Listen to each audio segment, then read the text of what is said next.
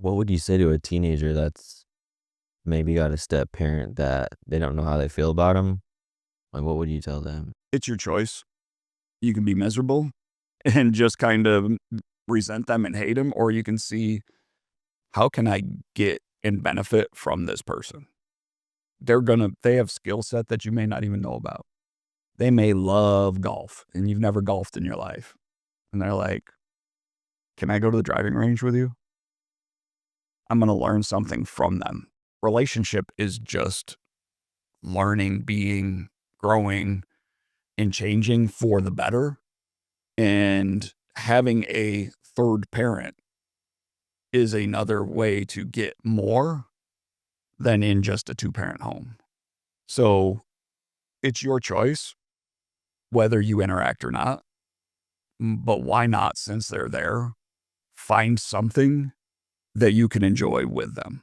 What if the parent isn't reciprocating at all? Is it okay to just distance yourself from them? Like, And unfortunately, that's a lot of the times the step parent tells, I mean, sometimes blatantly, flat out tells them, I don't want you. I can't stand that you're around. Um, why don't you go live with your dad? Your mom doesn't want you here.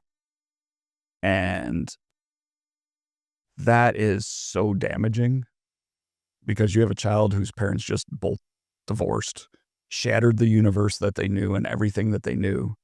And now you have somebody coming in and saying, you're not even wanted. And so there's a lot of bad step parents out there that are just damaging the kids because they don't care about them. That's not my kid. I don't care what happens to him. And that's not the mentality. If you're going to marry somebody with kids, marry them and the kids. trying to think, is there any other angles to blended families that we could speak to that would help somebody? Probably just remarriage now. Specifically, getting married again, whether it's the second, third, fourth, fifth time. You even said, what comes to mind from all your experience counseling, what you've seen, and where does your mind go in terms of the mindset behind getting married again? I think it needs to be intentional after you've done work to make yourself better, to have a better chance of success. A lot of people rebound marry because they just don't want to be alone, and they'll take the person that comes along. They have no checklist, they have no requirements. Their requirement is, I don't want to be alone. That's not a good reason to get married. I had somebody that told me, like, get a dog if you're lonely. And you can be lonely, but until you're okay being by yourself, you're not going to be okay in a relationship. Because if you need somebody else to make you complete, make you whole, make you fulfilled, you're not in a good spot to get married. So after the divorce, really sit there and go, why did we end in divorce? And don't look at what your spouse did, look at what you did. Because that's the only thing you have control over and you can change. And so really just internally go, how can I do better in the next marriage? What about somebody who doesn't know how it even went south? What's the first thing that they should do? They just freshly divorced and they're like, I don't even know what happened. Probably get into counseling and have the counselor help you figure out where it went south.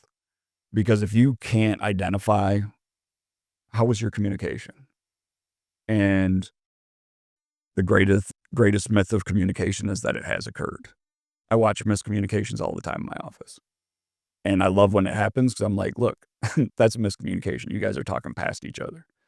And really understand, how did I communicate? Did I communicate the way that benefited my spouse? Or did I tell them did I talk at them or did I talk to them? How do we do conflict? And if you didn't resolve conflict, why not? Am I conflict avoidant? And really understand and go, I probably need to get comfortable with conflict. People who are conflict avoidant, I tell them to complain or send back food in a restaurant because they won't even send back food. because they're conflict avoidant. They'll eat something that they didn't order just because they want to avoid the conflict. Like, go have healthy conflicts. Go talk to people about taboo things, religion, politics, something that, and just have a discussion and see how you can do conflict in a way that doesn't end in a fight, but it just ends in you being able to understand through that. So really just digging in and going, what was my part to the breakdown in our marriage? Was I present when I was home? Emotionally, physically, mentally? Did I do my whole marriage on my phone? It was funny. I heard some screen time statistics, and Arizona has the highest screen time usage of any state, 8.57 hours a day of screen time. Did they say why Arizona specifically? No. It was on a sports talk, and it was like, it's kind of a weird place for it to come up, so they weren't talking about the science behind it, but 8.57 hours. That's almost 9 hours a day. People are on their phone, actively on their phone. Was I at home? Did I spend those 9 hours that I am at home? Nothing but on my phone. Oh, but I was doing research. About what? Relationships? Cool. I studied relationships for 9 hours a day, but I never talked to my spouse. So really just understanding and analyzing. Ask your friends, hey, what don't I do well? In our relationship, what don't I do well? And start to understand from the people who love you and say, tell me the truth. I want to improve. And the other hard thing with remarriage is when you're married, that fold starts to develop in your brain. So 11 to 13 years for a new fold to develop that accepts that you're one. When you get divorced, your brain has to undo that fold to start creating a new fold. So it takes even longer in remarriage for that fold to develop because it has to do deconstruction and then reconstruction.